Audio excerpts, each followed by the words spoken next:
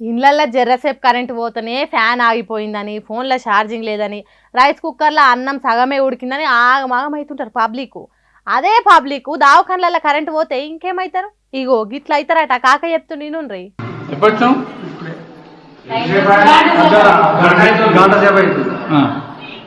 ఏమి మన ఎక్స్రే తీసిరా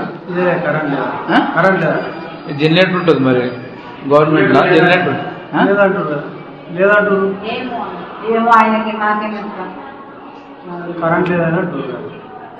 వారేవా ఎంతటి గొప్ప సౌలతులు ఉన్నాయో కదా సిద్దిపేట జిల్లా దుబ్బాక సర్కార్ దవాఖాన్లా. కరెంట్ లేక జనరేటర్ పని చేయక ట్రీట్మెంట్ చేయించుకుందామంటే జంకుతుర్రు.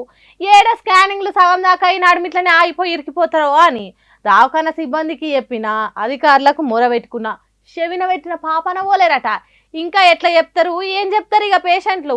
దవాఖాన పోదామంటేనే పానం అరిచేతిలో పెట్టుకొని పోతుర్రు. పైకం లేకనే సర్కార్ దవాఖాన్లకు తోవ పడితే ఆడ చూస్తేనేమో గతి గిట్లుండే. మరి సర్కారేమో మేము సర్కార్ దవాఖాన్ల రూపురేఖలే మార్చి పాడేసినాం, అది సర్కార్దా దవాఖానా లేకుంటే ప్రైవేట్దా అన్నట్టు మీరే షాక్ అవుతారు. అట్లుంటాయి సౌలతులు. ఇన్ని కోట్లు అన్ని కోట్లు ఖర్చు చేసినాం అని మాట్లాడుతుంది. మరి ఇక్కడ చూస్తే కథ గిట్లుంది. ఇంకా ఎన్ని దినాలు పెడతారు ఇట్లనే కరెంటు లేకుండా? ఇదంతా చూస్తుంటే అక్కడ పనిచేస్తున్న డాక్టర్లకు నౌకర్లకు జీతాలన్నీ ఇస్తుర్రా, లేకుంటే అది కూడా అంతంత మాత్రమేనా?